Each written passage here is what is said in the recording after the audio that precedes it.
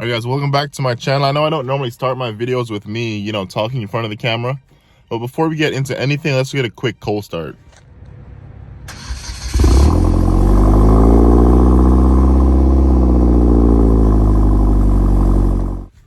As you guys may have noticed, I am somewhat higher in the rear and the front, and my diffuser is off, so I'm gonna put that back on sometime this week. Hopefully it doesn't snow again. But yeah. Today's just gonna be a quick video. I just received a package from Sickspeed. Actually, it was a gift from my sister. Today's my birthday. But yeah, I'm gonna jump into install this real quick and show you guys what's in the box. I already opened it, so I'm kind of sorry for that, but yeah. So right here we have the package that came from Sickspeed. It is a rear view mirror, I believe you call it. Rear view mirror, right? Yeah. I think that's what you call it. Again, mind my ashiness. So it comes with a sticker. I am not gonna put this on my car. Nope. If you're interested, it comes with that. Foam. It came with a plastic. Oops. It came with some plastic, but I didn't. I took that off. And yeah, this is the mirror. As you see.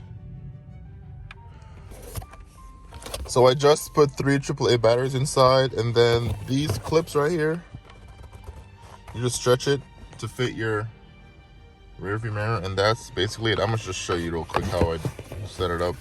It's kind of hard doing it with one hand, but so what I do is I put it in from the bottom. So this clips at the bottom here, and then I stretch these to fit the top, and that's basically it. So I just installed it. As you can see, it's pretty wide. It has a good wide angle. And right there, my, what do you call this? My roof liner, it's drooping because previous owner, he popped the clips. So I just gotta buy some clips for that, and that I'll just fix that right up. But yeah, just don't mind that. It's mad annoying every time I look at my rear view mirror and I see that hanging out, but whatever. This is the Sickspeed rear view mirror, and the cool thing about it is when you push this button, it has a amazing mirror effect. I'm gonna show a clip how it looks at nighttime real quick.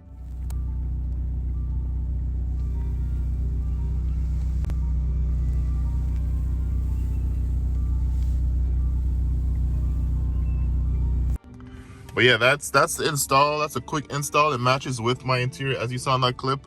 Blue lights, obviously the Genesis come factory with blue LED lighting all around.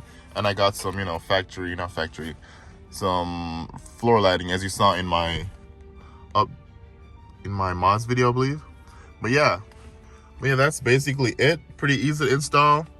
And if you look down here, you're gonna see I have a turbo in the box, but I'll get into that in a bit. But first, let's get to my spot that I always go to film. All right, guys, we're back at our secret location right now.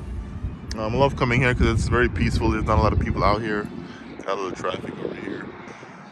But what we'll be talking about today is I have some upgrades coming soon, which will have some more, content for the channel.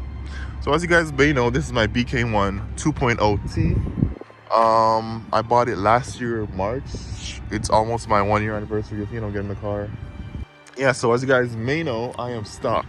I am full bolt-ons with a upgraded intercooler with stock ECU, and that is about to change. So I just purchased some parts from my boy Tim Herber. He hooked me up with a good deal on some quality parts that will, enhance the performance of my car, given the fact that it is high in the mileage. It has about 109,000 miles, but I treat the car well. I maintain everything. That's one of the key points in, owning one of these cars. Just gotta make sure you do your due diligence and, keep them on your maintenance, basically.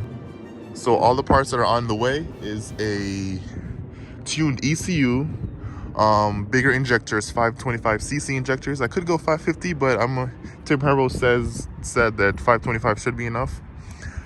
I will be upgrading my intercooler to a race Mishimoto intercooler, so it should keep up with the power that I'll be pushing. And what else? And a stuffed turbo, or a built stuffed turbo from Tim Herber. So he offers a stage 1 turbo rebuild, and what that it entails is he upgrades the compressor wheel. So the OEM compressor wheel on the BK1s, I forget how much turbines it has, but I know the upgraded one, it's going to be a 19T compressor wheel. So you guys may heard of, you know, like 19G turbos or such. So some of those turbos, I think they have like 19T compressor wheel or even more. But 19T is a good number you want to have in your turbo, seeing how small our turbos are. So he's going to upgrade that compressor wheel. And I believe a stage 2 turbo would be upgrading the turbine wheel, which is a whole different ballpark. You would have to bore out a bigger hole, get a bigger turbine, which would be more money. But I'm just talking stage 1 because I'm not trying to, you know, blow the engine up. So with all those parts married together, I am looking about 300 plus wheel horsepower. And obviously this is going to be on 93 octane. So I could go E85 in the future, but that's what I'll be doing in the coming weeks. So if I go over that again, I'll be obtaining a tuned ECU, a new stuffed turbo, bigger injectors, and a bigger intercooler to handle all that power. And it should go well. We'll see how it goes. We might have to do some tweaking when all those parts are installed. And oh, and also I'll be upgrading my timing chain, because I am past 100k miles, so it's due. I need to do that. And plus, given that I'll be upgrading or adding more power, I want to have some, you know, insurance that I have a new timing chain on the engine or in the engine, and the timing chain is upgraded one. It's from the BK2, so it's not the standard BK1 timing chain. So that should help me. That should give me some insurance. But yeah, that's all we have for today. Just want to let you guys know what I'll be doing in the coming weeks and the videos I'll be pushing out. Also, I have an install video coming very soon. Got myself some new gauges. I won't say which gauge I got, and a gauge pillar, but I'll just know some videos will be coming soon to the channel. So yeah, guys, that's basically all that I'll be, you know, getting in the near future. All these parts are on its way. So again, stuffed turbo, tuned ECU or a new ECU, bigger injectors, and a bigger intercooler. I'll be using the same piping, and all this stuff not that expensive as you may think for, you know, adding more power to your BK1 motor.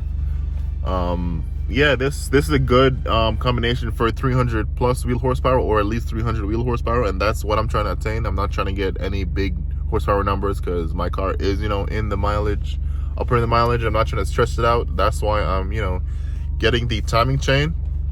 So yeah, that's what'll be coming in the coming weeks. I'll have some videos out for you guys, especially you know, some in the coming weeks. You'll be seeing some, you know, other install videos, like I said. But yeah, that's basically it. And also, this is how bright the light is, you know, when you're chilling at night.